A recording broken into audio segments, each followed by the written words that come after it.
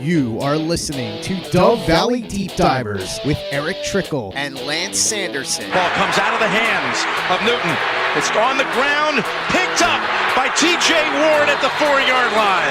Vaughn Miller did it again. On Overtime Media.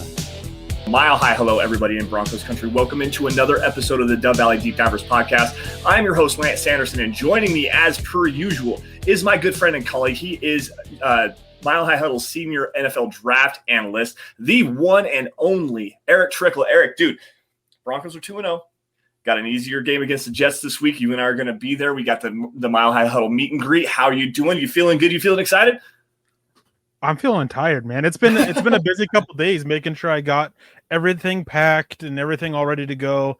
A bunch of stuff that I've got to do before leaving, and so it's been rough. And then I have a very early morning for me to start my travels of spending over 30 hours in airports and airplanes over this weekend. Like, I'm excited for it, but man, I'm just so tired right now.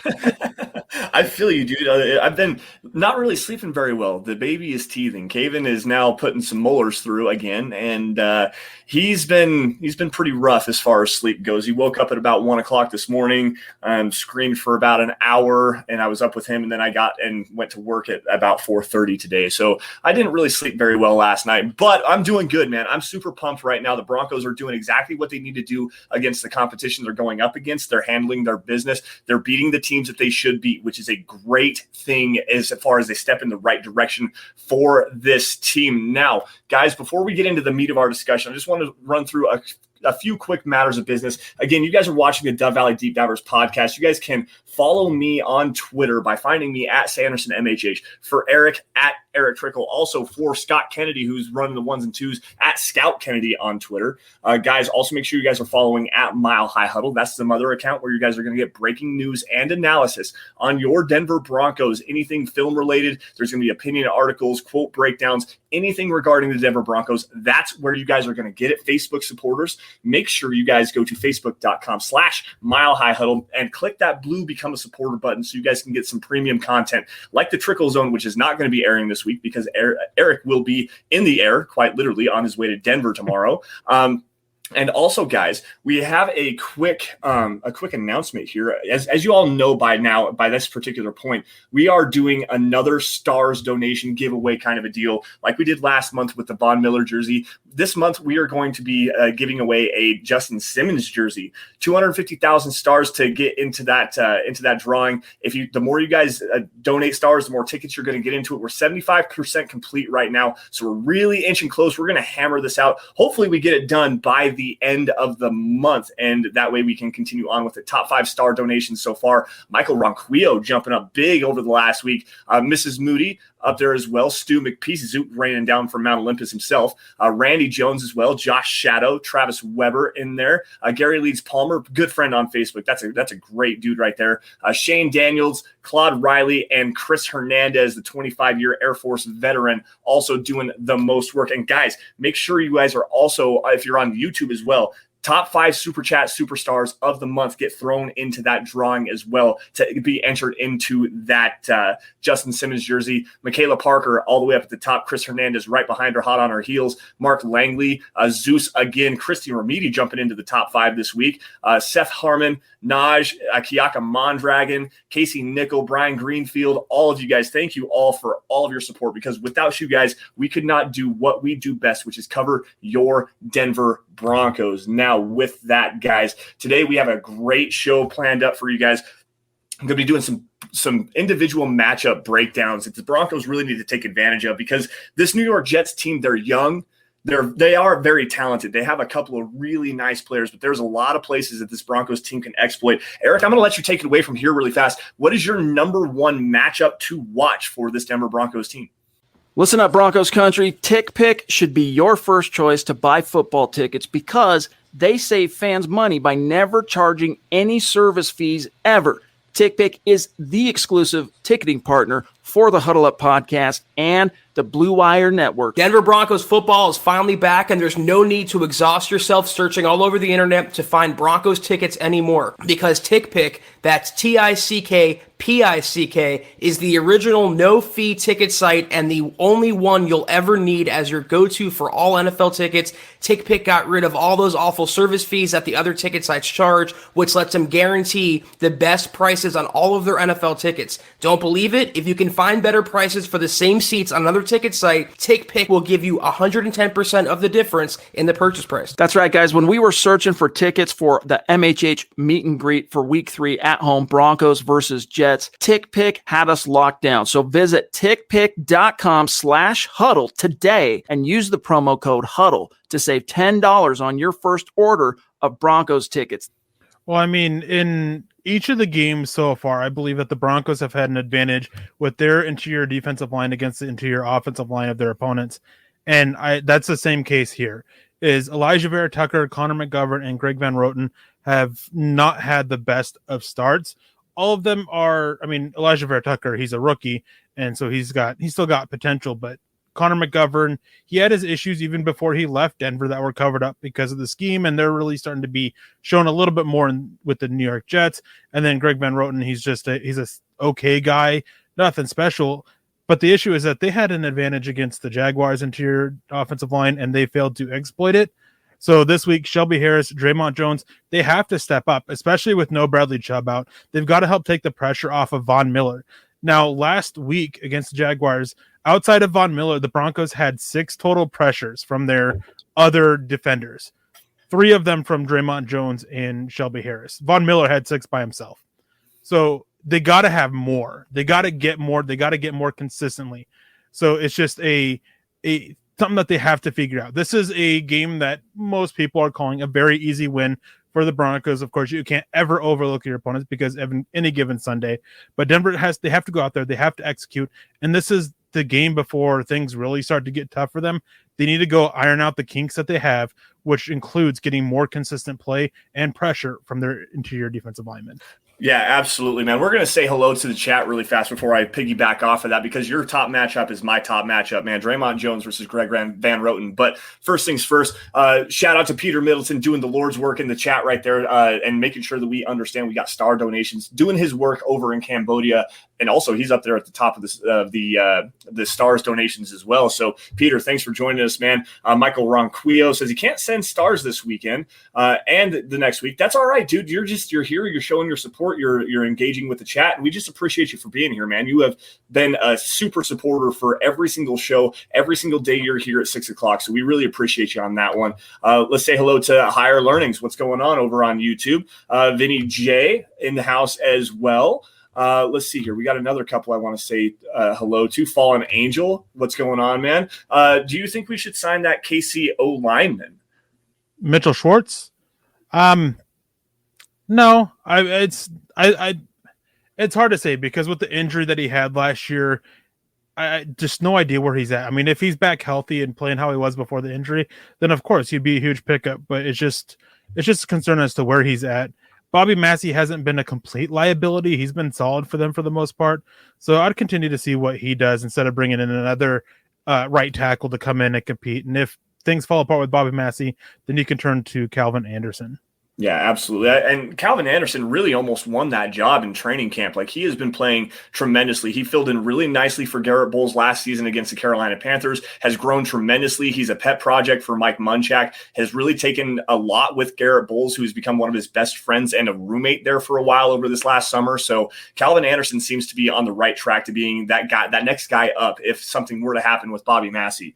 Last one here really fast. I want to grab Travis Weber for saying hello. Good evening, Lance and Eric. What are your thoughts on the current signings?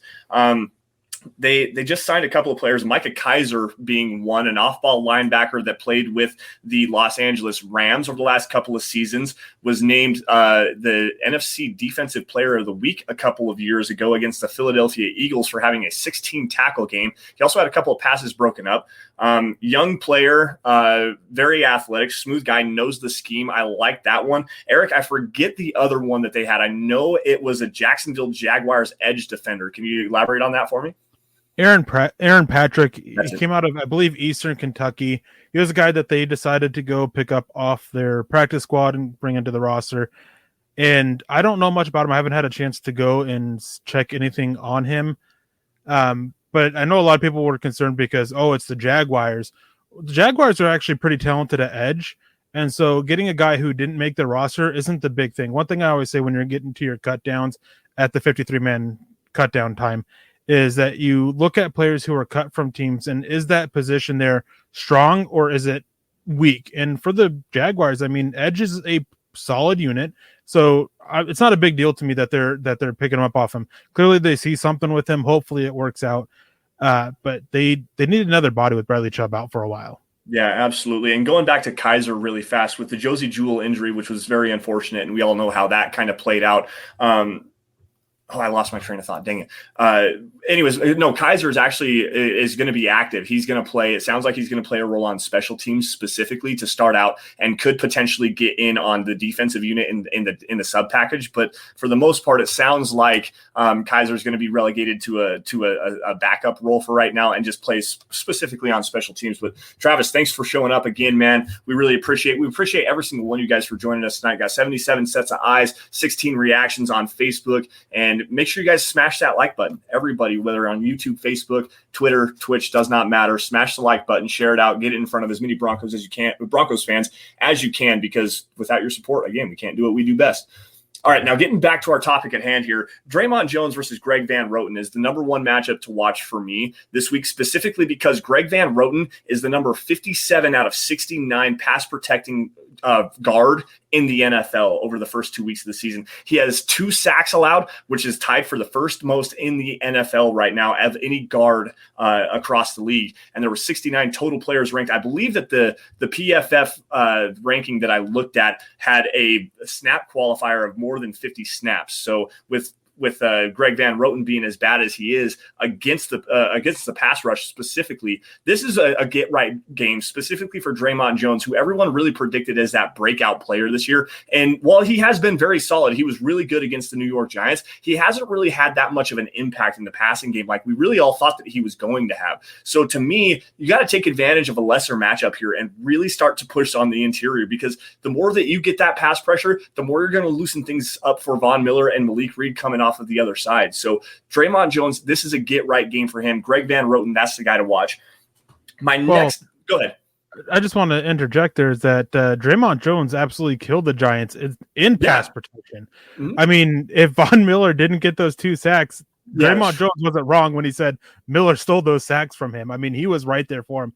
And you talking about Van Roten, I just want to mention that he is 4th in pass blocking efficiency from Pro Football Focus, and the one who's 4th is his teammate, the other guard, Elijah Vera Tucker. Is that 4th worst?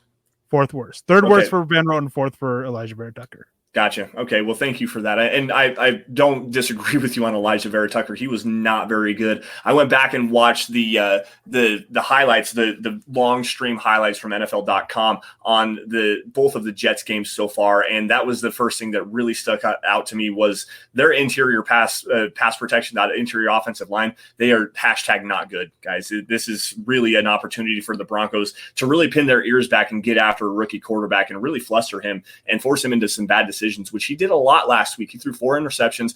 2 of them I won't necessarily say are on him completely, but at the same time, you can't be making those kinds of throws. Now, my second big matchup, I'm going to jump ahead in front of you here, Eric. My second big matchup to watch is rookie wide receiver Elijah Moore out of Ole Miss. This kid is special, man. He really is special. Eric, I think you compared him to Steve Smith Sr. in the draft. I believe that's where you were at. Regardless, this kid is a quality route runner. He's tough. He's physical. He can take the top off of the defense. And man, Pat Surtain, with his lack of change of direction ability, this could be a big match to watch for the Broncos, and a way to exploit this Broncos defense is by targeting, rookie on rookie crime. Yeah, I mean, this is one of my matchups, and it's not just specifically Elijah Moore versus Patrick Surtain. It's Elijah Moore versus both of these starting corners. They've both had a little bit of slow starts in both games so far, so hopefully they get off to a faster start. But Elijah Moore, with his ability, with his route running, with his change of direction, he can give both of these corners problems. And especially Patrick Surtain, he's not exactly the most fluid of corners. And on that first drive against the Jaguars, they kind of exploited that with comebacks, just trying to get him turned around, exploiting the tightness in his hips a little bit. So Elijah Moore, he definitely can be dangerous there. But the thing is that the reason why it's both of them is the New York Jets, they love to flip those receivers. Corey Davis and Elijah Moore, they're about even on their split from working on the right side and the left side, with Braxton Berrios in the slot for the most part. They like to use them. They like to find the favorable matchup and try to exploit it. So, I mean, both these corners, they've got the work cut out for them. I mean, and I'm on record that pre-draft, I would have preferred Elijah Moore to KJ Hamler for the Broncos. Yeah, you were multiple times on record saying that. I actually remember that several different times. I think you were saying if the Broncos wouldn't have gone KJ Hamler in the second round, you would have taken Elijah Moore in the second round. Like, that's how high you were on him. So, again, this kid's tough. He's physical. He likes to get his body into you, box you out just a little bit. For not being the biggest guy, he is a little bit slighter of stature, but he still has that physicality. He's a dog when he gets the ball in his hands, and he really does have the ability to take the top off. They've taken multiple shots to him down the field, and they really like to use him on the deep over route a lot. I've seen a lot of that in their boot action game where they'll bootleg Zach Wilson out and they'll run the deep over with Elijah Moore. They do a really nifty thing, and this is something I noticed a handful of times where they will run a 3 wide receiver set to one side of the field, and they'll put Elijah Moore and like Denzel Mims outside with Braxton Berrios in the slot, bunch them together, and then run kind of it's not really a pick play, but it kind of is, where they'll run a deep over and a crossing route on the outside, and then a little sneaky flat route from Braxton Berrios coming out of the slot. They actually turned that into a really nifty wheel concept against the Patriots and hit a huge play down the left sideline. So that's something to watch out for. Braxton Berrios is another sneaky guy you got to watch out for this Jets offense. He reminds me a lot of Hunter Renfrow in Las Vegas because he's a smaller guy, shifty guy, does really good work out of the slot. He's not quite as physical as Renfrow is, but at the same time, he does a really good job on it. He's a really high-quality route runner, and he's just slippery. He knows how to get away from coverage. I think that Bryce Callahan will be able to hold his own in the slot against him. I mean, that's just the best matchup for them to have, and then just see how Kyle Fuller and Patrick Surtain can handle their own against Elijah Moore and Corey Davis. This is definitely a game where not having Ronald Darby definitely hurts with the receivers that they have.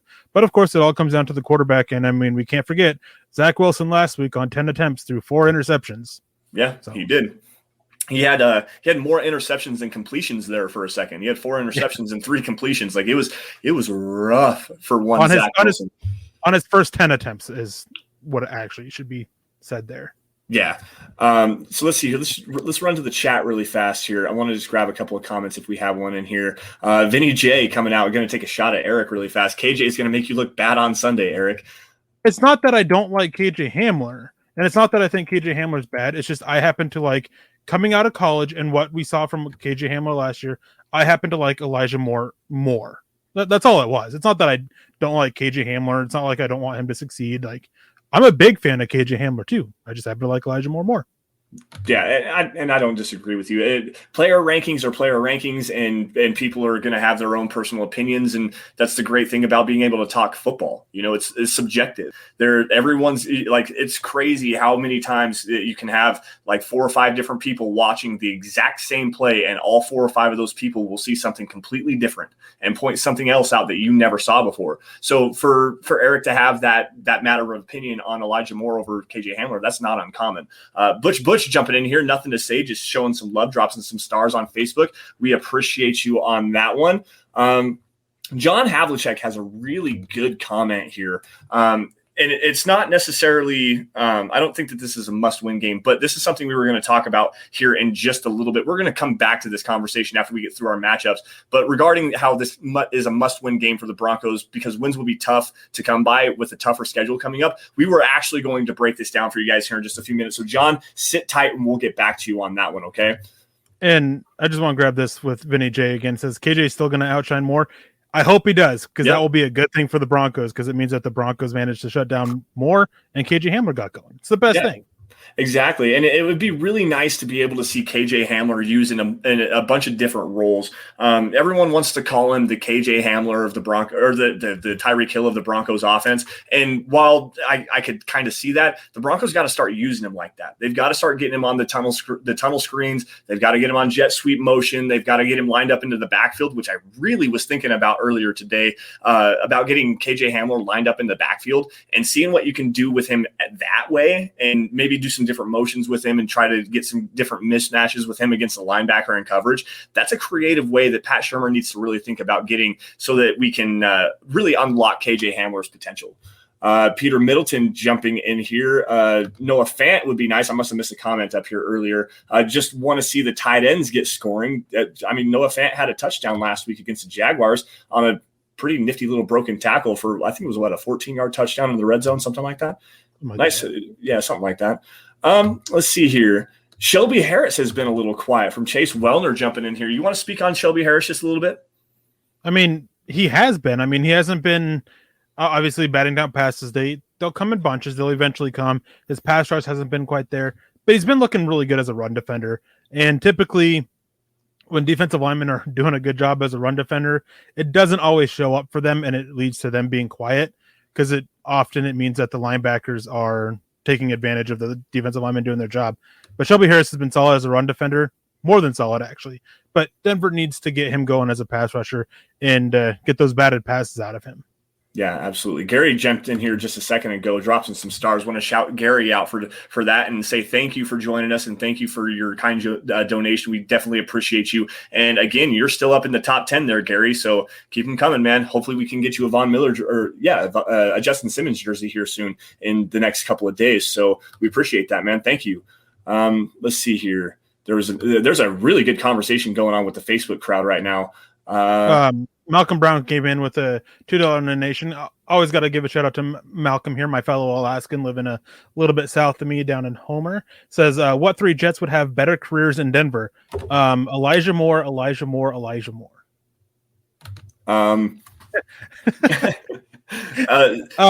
Zach Wilson, CJ Mosley, and Marcus May. I don't know. I seriously, I do think that Elijah Moore would actually have a better career in Denver, simply because, just looking at as everything else is the same, I think Teddy Bridgewater would be a better fit for him early on in his career while Zach Wilson grows and develops. I think I'm trying to think who else they have. Voloranzo Fatou. I think he could. He's starting to really come into his own on this Jets defensive line. I liked him when he was coming out, and I think that he could be a good clog on this Broncos defensive line. And then I'm not really sure for a third one, really. Voloranzo Fatou is actually a guy I want to get to here in just a second, but let me just Andrew Baker, I believe is who it was, just said that he got his tickets for the game and he's going to be down there tomorrow. Guys, just want to remind all of you, you got the Mile High Huddle meet and greet on Sunday, meeting up in the west parking lot, the southwest parking lot. We'll have a tent set up and everyone's going to be there. Eric and I are going to be there. Chad and Zach are going to be there. Mike Evans, I think Kenny Booker is going to be in there. Luke Patterson's going to be there. A bunch of guys are coming in. Make sure you guys come. If you guys are going to the game, come down, come check it out. Come say hey, shake our hands, and have a good time with us at the Mile High Huddle meet and greet. Just want to drop that plug one more time as well. But getting back to it, let's go right back into it again with Voloranzo Fatou. This is a guy that really jumped off the page to me when I was studying the Jets earlier today.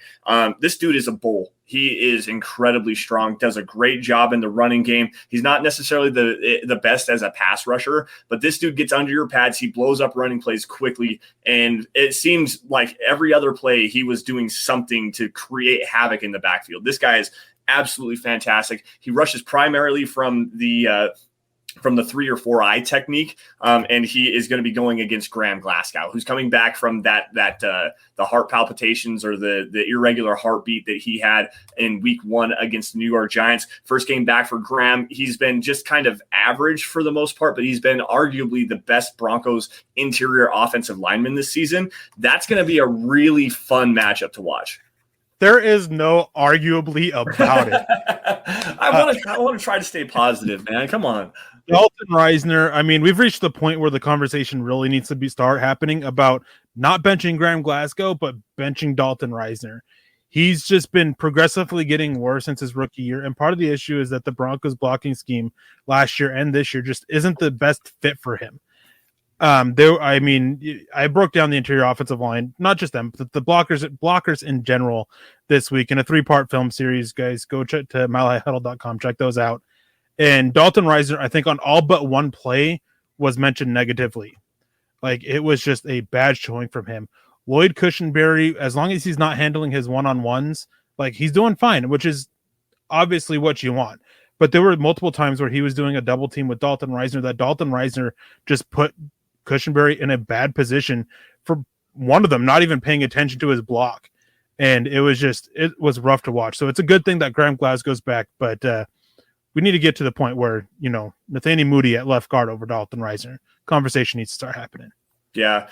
Here's another conversation that could potentially be getting to start happening here. Chase Wellner jumping in with a $5 super chat. I remember it caught some people off guard, no pun intended, but does the Quinn Miners pick look better in hindsight? The interior offensive line has questions long term. I'm going to handle this one really fast. Yes, absolutely. It does look a lot better because, as you very astutely said, the interior offensive line does have a lot of problems. Quinn Miners has position versatility. He played guard at Wisconsin Whitewater, both right and left guard. It seemed like he was better on the left side than the right side, but they're also trying him out at center. This is going to be your swing guy. He's a developmental prospect. It probably will eventually start to begin to take over for Graham Glasgow. Maybe it doesn't seem like he's really catching on right now, kind of struggling for the most part, especially learning the center position. But this is a guy that is strong as an ox. He has the most wild workout videos. He's really fun to watch. Pancakes are his favorite food because that's all he serves out on the field. Miners, to me, is not a player for this year. He's a player for the future specifically. And I think it's going to be at that right guard spot. And I'm going to say this now. Nick's not here to jump on me, and I'm saying it completely as a joke just to bother Nick. And I'll tell it to his face eventually. But Denver Broncos interior offensive line round 1, 2022. Let's go. Okay. So long as it's not that Linderbaum guy, the Iowa kid, I'd be all right. Especially not. No more Iowa Hawkeyes. No more. All right, so we've run through a handful of our matchups here. Eric, it's your turn. You have your number 2 matchup to watch here. I actually kind of talked on that. It was the Elijah Moore versus Zortan. Okay. But I'll go to my number 3, and this is one where the Broncos, they really need to exploit. I mean, it is so disappointing that the Broncos interior offensive line struggled as much as they did against the Jaguars, because that was the easiest interior defensive line they are going to be facing for a while. The rest of the lines, Jets interior defensive line, they may not be the best team, but they're good. The Baltimore Ravens have a talented defensive line, Pittsburgh Steelers, Cleveland Browns, and so on and so forth. Things aren't going to get easier. And what you got to do is go and get confidence in your blockers, especially your interior offensive line. You got to let them go out there and hit and go on the attack and run blocking. And doing that, you want success with it. So Garrett Bowles versus Bryce Huff. The Broncos are over 67%, I think, with a success run rate, either behind Garrett Bowles or to his outside. And they got to go and exploit that, because Bryce Huff, for the New York Jets against them, they're allowing over a 70% success rate. I think 75% success rate off that side. So Denver has to go exploit this. Go get some confidence in your blockers. Hopefully it turns around and you start seeing them to gel a little bit more and go and improve as a unit. But confidence can go a long way for your offensive linemen. They got to go do it. They got to exploit this matchup. Yeah, I didn't necessarily know that Bryce Huff was that bad off the edge in the running game. And obviously we all know that Garrett Bowles is, until last season, he was one of the best run blocking left tackles in the game just because of his ferocious mentality and the physical specimen that he is, especially with his athleticism and his length. But I didn't realize that it was that bad. Now, what gives me a little bit of pause on that running to that left side is you are going to have Dalton Reisner going up against Quinnen Williams there. And Quinnen Williams is a monster, dude. And Sheldon Rankins has been playing very well as well. And he plays a lot on that left side of the offensive line as well when they want to spell Quinnen Williams. But even behind Voloranzo Fatou, I mean, this defensive line is quite frankly very underrated for the New York Jets. Another guy that hasn't really gotten talked a lot about in most circles is Jonathan Franklin Myers. This guy has incredibly heavy hands for a defensive end. He's not the bendiest guy. He really does play a lot of power rush, but he has 2 sacks in 2 games this season. He's like I said, he's very heavy-handed. He blows guys back. If you got Bryce Huff on the other side, that might be the only weakness that this Broncos team can use to exploit in the running game. And let's be honest, guys, the Broncos running game has not been very good this season, despite being a top 5 rushing team in the NFL so far over the first 2 games. Brian Greenfield jumping in here with a $10 super chat. Eric, how confident are you on your score prediction of the Broncos putting up a 40-burger on the Jets? Because I can see it happening as well. Well, I mean, there goes my thing of not getting my score prediction out on the podcast. But, yeah, I had the Broncos, I mean, winning in a landslide on this one. 42 to like 9, maybe 10. Like I don't want to say I'm super confident in it, but I have some confidence in it. Otherwise, I wouldn't have made the prediction. I think that it's going to be a huge factor that Denver is going to be coming in to their home opener 2-0, and it's going to be loud. And I'm just confident in that, and I'm also confident that at some point you'll see an Alaskan get caught streaking. But that's going to be long fall. That's going to be a long fall from where we're sitting. But no, I have good confidence in it. I mean, I just think that the Vic Fangio's success against rookie quarterbacks, how loud it's going to be there in Denver, the situation. I mean, as long as the Broncos don't get caught up in their own head and overlook this game, they should be able to walk out there and win this game pretty easily. Yeah, and as you just said, and as Peter Middleton said in the chat just a second ago, I really hope we're not overlooking the Jets. And quite honestly, while the offense might be a bottom 5 unit this year, just based on the struggles that they're having, with the rookie quarterback, they have some injuries there as well. Jamison Crowder looks like he's going to be doubtful with a groin injury. And Jamison Crowder had a really good game against the Broncos last season in Week 4. I think he had 7 or 8 catches for over 100 yards, and I think he scored a touchdown as well. That's a big key for them. Denzel Mims is also not catching on with the playbook, and he looks like he's banged up as well. Obviously, Mekhi Becton not being able to start at the left side with that dislocated kneecap he suffered in Week 1. So they're starting their backup left tackle George Fant this week, who's been playing pretty well in pass protection, but he's not the best run blocker. The defense, though, like we've already talked about, that interior defensive line has a handful of really good players. They've got Jonathan Franklin Myers. CJ Mosley is a pretty decent linebacker they have as well. Marcus May is probably a top 5 safety. Like this could be a matchup to watch, because this Broncos offense, while it has been clicking and Teddy Bridgewater has been doing a really good job, they haven't been against the best defenses ever. I mean, the Giants were okay, but the Jaguars were absolutely terrible. There's some guys here, and this Jets team can be actually a little bit of a threat defensively if the Broncos can't get the running game established early, and the Jets want to start clamping down on with Marcus May and the rest of that secondary. So not to be the wet blanket here, but this definitely could be a game where the Broncos are looking a little bit forward, because they do have the meat of their schedule with the Ravens and Pittsburgh and Oakland, the Vegas Raiders coming up here soon. So yeah, I definitely am with you on that one. Let's see, where are we at here? Oh, speaking of Teddy Bridgewater, I've got my 4th matchup to watch here. Teddy Bridgewater against CJ Mosley, the aforementioned linebacker that the Jets have. This is actually an interesting one, because Mosley, while he has not been necessarily the best in pass coverage, is really good fill linebacker, and they use him a lot on 3rd down. Something I noticed when watching the Jets earlier today was on 3rd down, they really like to send their pressure schemes, whether it's sugar blitzing the A gaps or using wraparound linebackers or twists and stunts. It doesn't matter if it's 3rd and 4 or 3rd and 9 or 3rd and 25. They're sending 5 or 6 guys like probably 60% of the time. They literally like to blitz on 3rd third down. And CJ Mosley, the way that they use him, especially as a blitzer, as a pass rusher, this could be an interesting matchup to watch because Teddy Bridgewater here lately has been really hanging in there in the pocket tough, and he's been trying to hold on to the football just a little bit and create and extend some plays after it starts to break down. CJ Mosley is a great athlete, and I think that he really has an opportunity to make his stamp on this game as a blitzer specifically. Yeah, definitely. I mean, he's been a good player in the NFL for a long time. And I'm not sure when watching the Jets if he fully has his role in the defense down or not, especially when it comes to coverage. He's allowing a lot of catches and not quite being right there when the catch is made. So it's I'm curious to see how they're going to go and try to exploit them. Teddy Bridgewater has done extremely well against the blitz. Hopefully that continues. I mean, I'm sure the Broncos are going to be prepared for it. Hopefully their blocking does better. I mean, that's a big key is that this blocking, they have to improve. They can't allow such quick pressures up Bridgewater or up the middle or off around the corner or wherever they may coming from for Bridgewater, and they'll give him enough time to go find his open guy.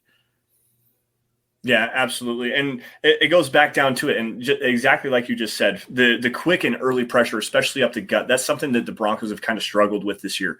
And we've got two guys that can really do it in Sheldon Rankins, who is probably a little bit underrated. He hasn't lived up to that first round draft hype that he had coming out of Louisville a couple of years ago, but that dude can still get after it. I mean, he's a bull. He's an ox. That guy plays with really good pad level. He's a disruptor in the running game. He can really create some pass pressure, but really Quinnen Williams is the guy to watch. And with the struggles that Dalton Reisner has had this season, especially in pass protection, like the interior pressure is really going to upset the apple cart for this Broncos team, especially for Teddy Bridgewater. He's going to have to get a little bit creative, but that can be a problem for him. And like this year, it seems like he's been doing really well with that, creating and extending plays and pushing the ball down the field. But this is the best safety he's gone against this season. And Marcus May, this kid is phenomenal. Like he's incredibly rangy. He's a solid tackler, gets his hands on a lot of football in the passing game. I really like Marcus May. And if they're going to push the football down the field like they did against the Jaguars this week, that can be a problem for this Broncos offense.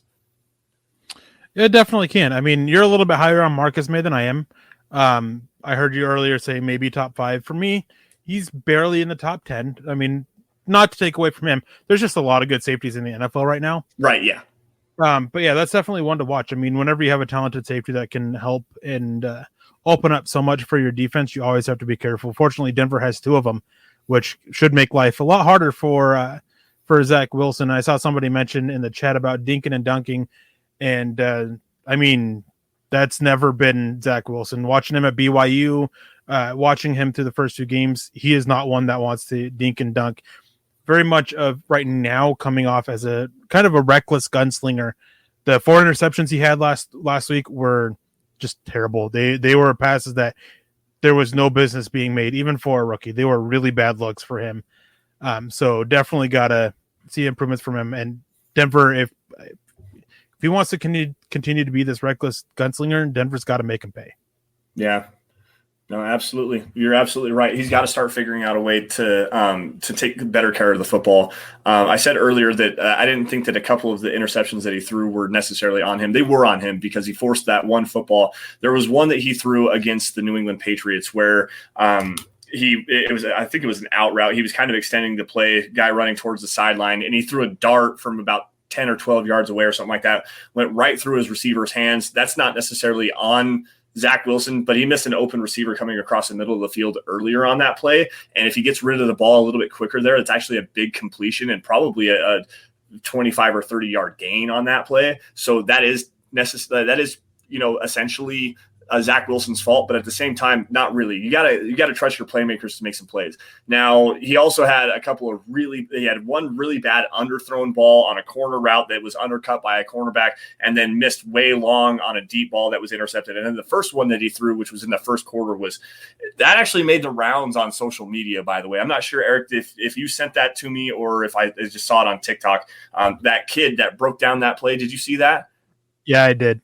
That was absolutely hilarious the way he broke it down, and that is specifically on Zach Wilson. If you guys haven't seen that, check it out. I think I retweeted it. If not, you can find it pretty easily. Go to Ben at Albright NFL and follow Benjamin Albright. He definitely retweeted. I know I saw it on there, but that kid broke down that play, and Zach Wilson was definitely in the wrong there. Had a free rusher up the gut and just forced it into traffic. So if the Broncos are going to kind of emulate that success, and they're going to be able to force a lot of errant throws from Zach Wilson. Eric, what's the biggest key to that?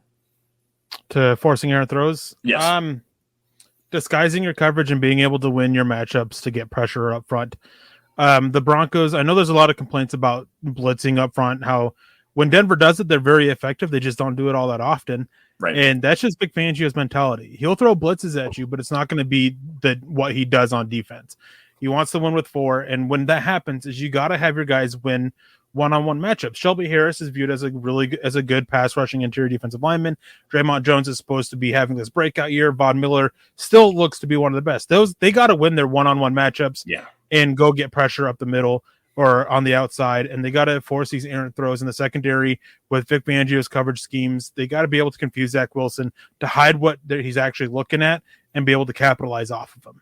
Yeah, absolutely. I definitely agree with you. Now, before we pivot off of this conversation, I want to grab a quick question here from Higher Learnings. It's actually a pretty decent question. It seems like Dalton Risner has not been the same since his ankle injury late his rookie year. That high ankle sprain, I believe, is what it was. I wonder if he is not able to anchor as strongly because of it. Eric, what do you think about that? I mean, it's definitely a possibility, but when watching over his play, the issues there it's much more than that. There's a lot of lowering his head into contact and lunging to try to get to his blocks, and it's just he's getting blown up. He's getting his pad level too high. It's just a lot more than upper body stuff that the ankle injury could be causing a problem with. But I mean, I don't know if I would sit there and say it's the ankle injury personally. I agree with you on that. I think that there's some hand placement technical issues that he's having as well right now, and also a pad level issue. There was a play specifically, I believe it was against the Jaguars, you kind of highlighted, where it looked like a bow. Quite literally, he was bent like a bow backwards over the top of his heels, put on skates completely. That is a sign of somebody getting underneath your pad level and you not playing with the requisite strength and ability to recover from that. We've seen that a lot from Risner this year, and it's definitely concerning. I don't want to put it on the ankle injury, but it's definitely a possibility. So I don't like to speculate as far as that goes, because you don't want to blame injury for poor play. It can be a part of that. However, let's just not go there. It's a great question, though, Higher Learnings. I do appreciate that. Eric, before we pivot off of this, you have one more matchup you want to get to or not? No, I already covered my 3. Okay, sounds good. Well, we're going to pivot off of this and go back to that very first question. I believe it was from John Havlicek about it was actually more of a comment than a question about how important this game is for the Denver Broncos and how important it is that they win this game. First things first, it's obviously the home opener. We all already know that. That's a big thing. You have to win all of your home games, but the gauntlet of this schedule comes from weeks 4 through weeks 11 or 12, I think is what it is, right after the Broncos bye week. And then after that, they also have a hardy stretch against the AFC West to close out the majority of the rest of the regular season. Now, Eric, you had a really interesting point to this. What exactly does it mean for the Broncos to have this game and to win this game specifically? Well, I mean, obviously, anytime you win a game, it's obviously a good thing. But when the Broncos, with their schedule, how it's set up, is they have to come out of September 3-0. That is the best way for them to make any push for the playoffs. I mean, the teams that they face, it's a gauntlet of games that aren't going to be, for lack of a better term, easy by any means. The caliber of quarterback play goes up. The caliber of just overall team talent goes up.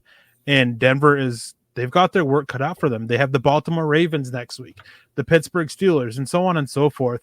A lot of advantages that they've had over these first 3 games are going to disappear. And a lot of the things that they've been able to take advantage of, they're not going to be able to. They can't sit there and make some of the mistakes that they've made and go out there and beat a team like the Ravens or the Chiefs or possibly the Steelers, especially with their defense. So they got to go out there. They got to win this game to set themselves up in a position. I mean, with 14 games left after this week, being 3-0, looking at maybe 10, 11 wins to make the playoffs, that means of the last few, I mean, you just got to win 7 or 8 of them. Yeah, absolutely. And I'm looking at the Broncos schedule right now, and the last 2 games, let's see, I'm through November 7th is where I'm sitting at. Obviously, you have the Jets game coming up on Sunday, but the week after that, you have the Baltimore Ravens coming into town. You're at Pittsburgh, then you're home against the Raiders, then you're at Cleveland. That 4-game stretch right there is absolutely brutal because the Vegas Raiders have been playing phenomenal. They've already beaten Baltimore. They've already beaten Pittsburgh. They've been playing really good football, especially offensively. Derek Carr looks to be having an MVP type of season. Like he's playing very well. And I do want to thump my chest on that one just a little bit. Sorry.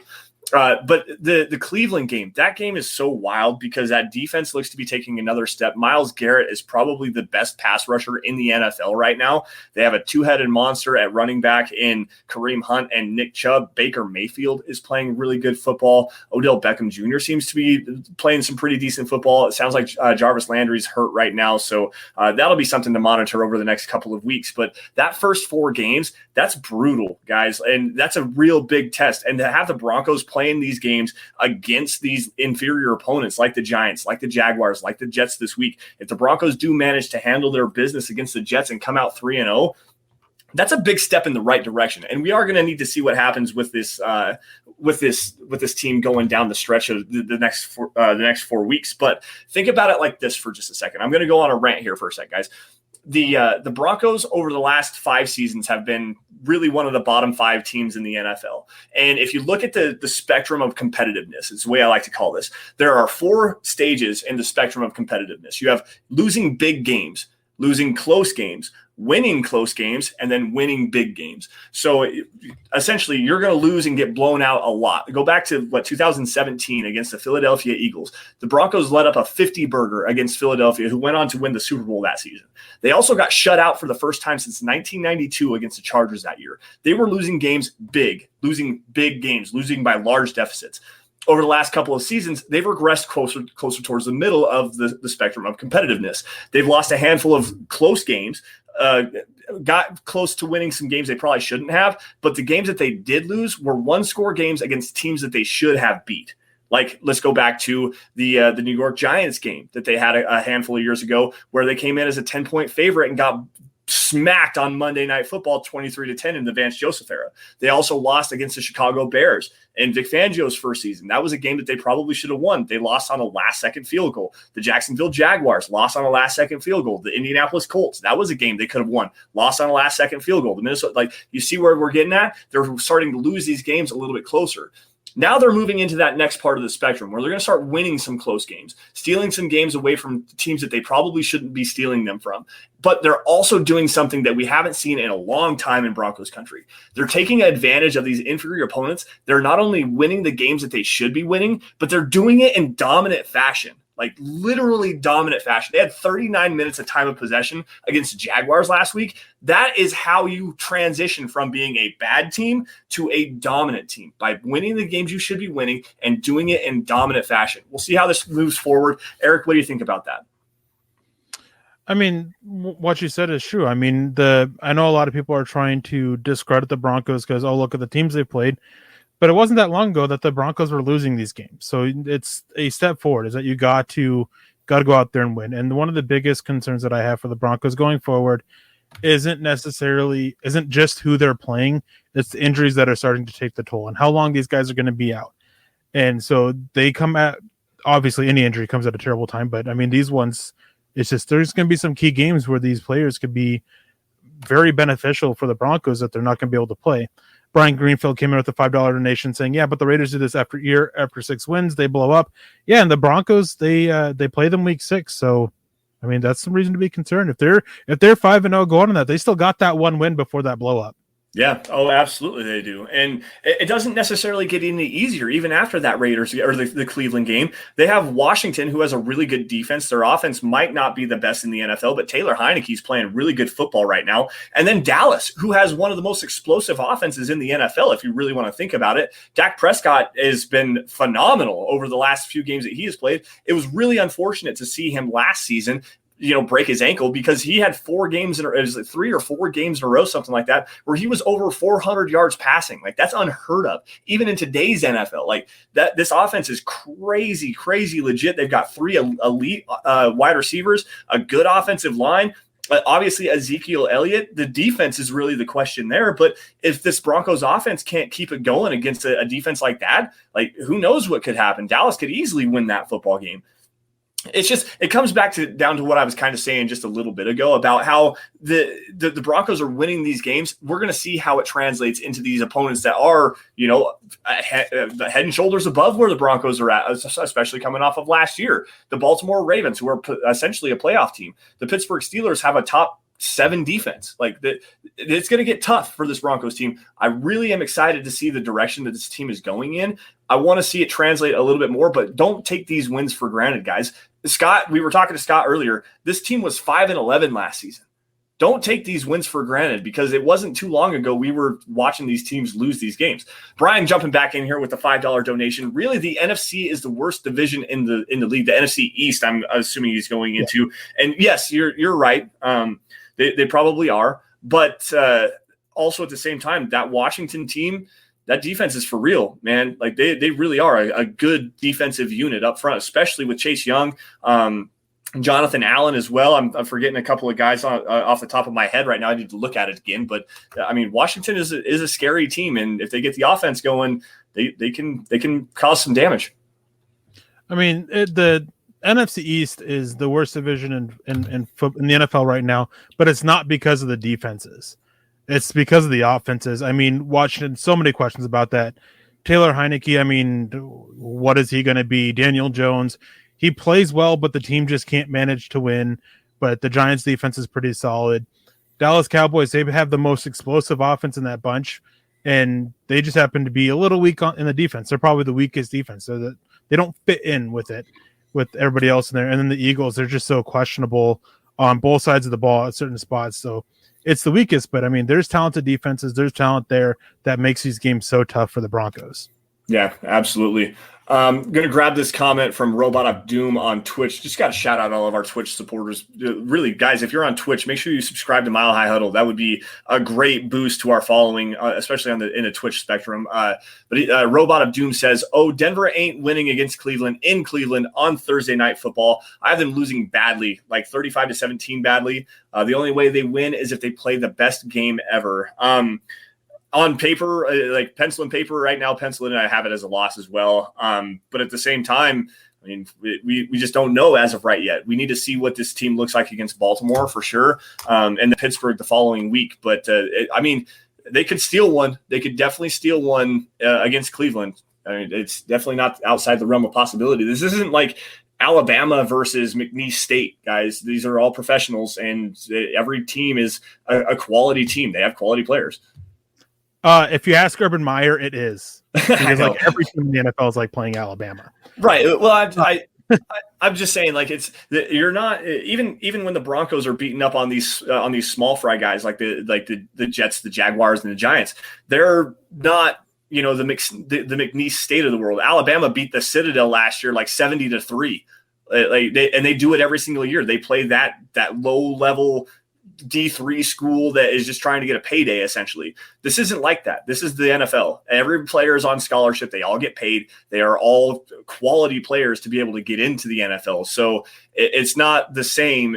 Like, just because the Broncos are beating up on these small fry non-contenders, afterthought teams, doesn't mean that they can't hang with a team like the Ravens or the Chiefs or the Steelers. Like, they have some talent here, and they can actually, I mean, catch lightning in a bottle. Really, it's not impossible.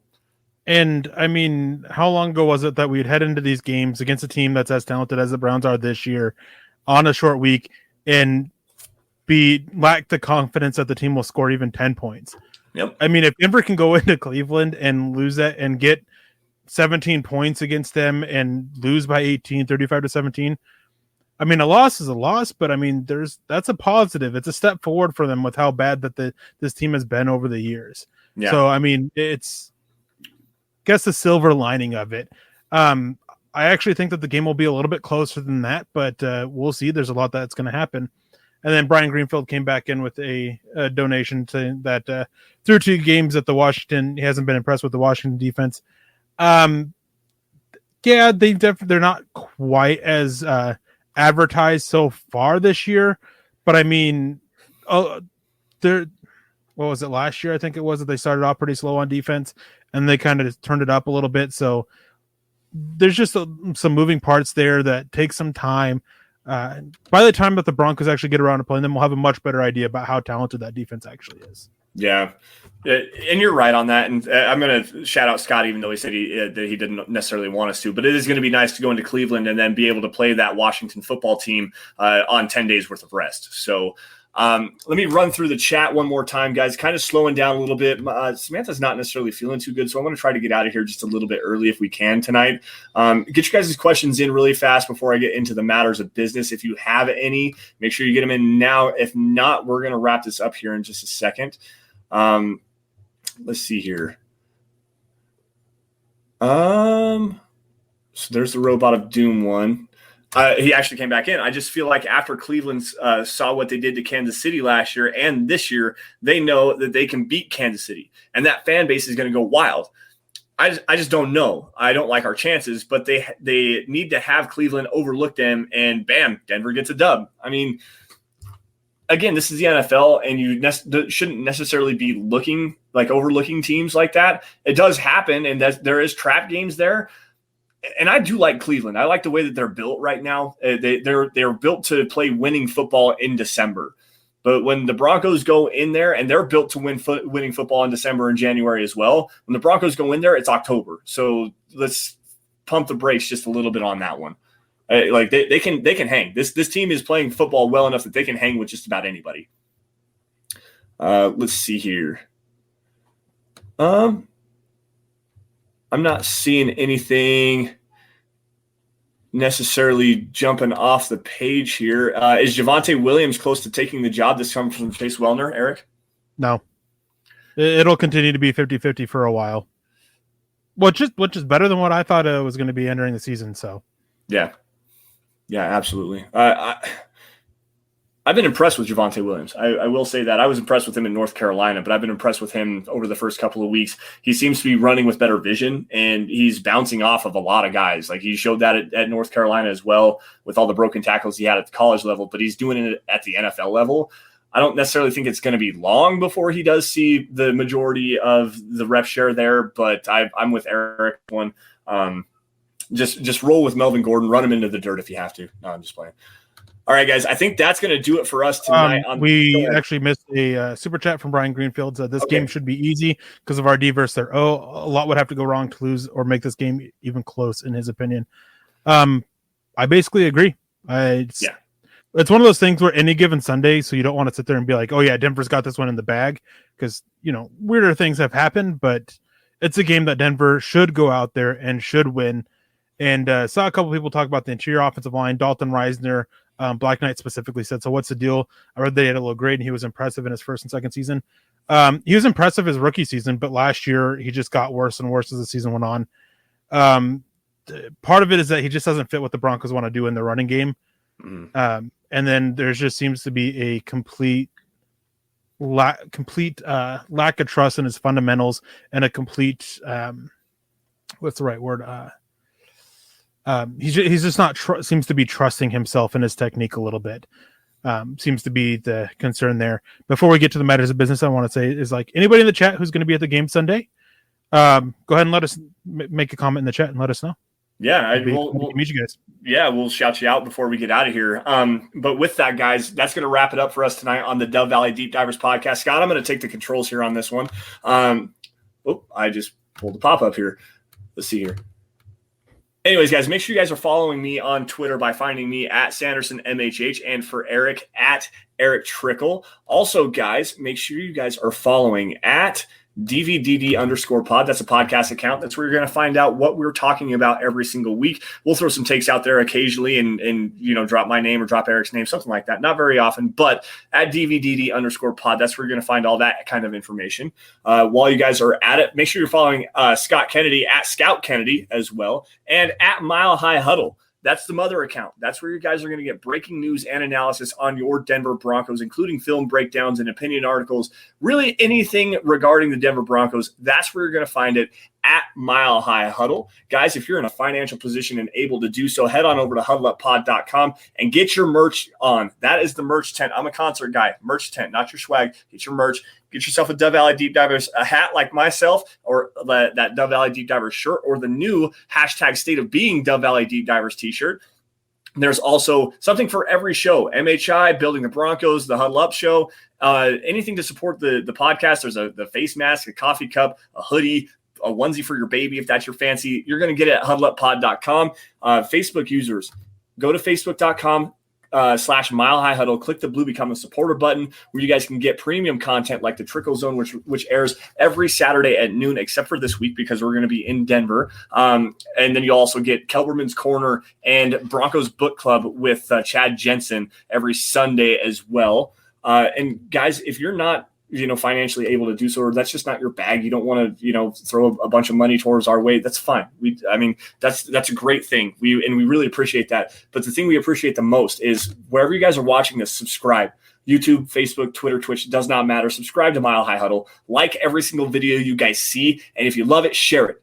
Get it in front of as many Broncos fans as humanly possible, because that is the most organic way that you can help us grow our brand. And again, do the thing that we do best, which is cover your Denver Broncos. Now, with that, Eric, is there any – actually, let's see here.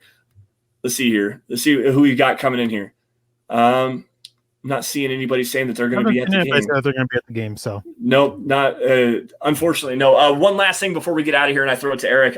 Make sure you guys head on over to milehighhuddle.com for the Mile High Huddle Roundtable piece. That is our score predictions piece. It's up live right now, been up since about noon this afternoon. You can catch my score prediction, which I'm not going to drop here live, so you guys have to go over there and check that out.